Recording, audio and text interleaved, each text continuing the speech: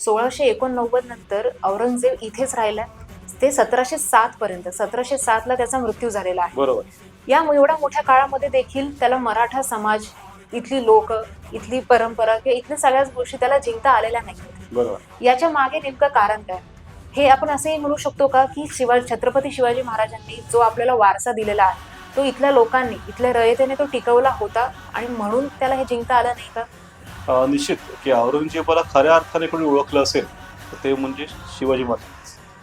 त्याला त्यांच्या सगळ्या महत्वाकांक्षा माहिती होत्या. तो अशा प्रकारे येणार आणि तो पूर्ण आयुष्य पणाला लावून आपलं सगळी इब्रत शक्ती दक्षिण घेण्याचा प्रयत्न करणारे शिवाजी महाराजांना आजच कल्पना होती. आणि त्यावेळी मृत्यूपूर्वीची काही वर्ष त्यांनी या नियोजनातच घालवली होती की तो जेव्हा महाराष्ट्रामध्ये येईल, औरंगजेब दक्षिणेमध्ये उतरेल, तेव्हा कशा प्रकारचं राजकारण केलं पाहिजे. आणि त्यानुसार शिवाजी महाराजांनी आधीच आदिलशाही आणि कुतुबशाही बरोबर अलायन्स करायची बोटी चालू केलेली होती. तिघांचं एक जॉईंट अलायन्स असेल, युती असेल आणि ती औरंगजेबाशी लढेल हे सगळं प्लॅनिंग त्यांनी अवधी करून ठेवलं होतं. त्यानुसार किल्ले आणि त्यांची व्यवस्था करून ठेवली होती.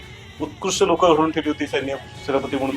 आणि अशा प्रकारे त्यांची सगळी व्यवस्था इतकी तयार होती चांगली की त्यामुळे जरी त्यांचा मृत्यू झाला तरी जे पुढचा काळ आहे त्याचे दिग्दर्शक, डायरेक्टर तेच होते एक प्रकारे, असं म्हणाले.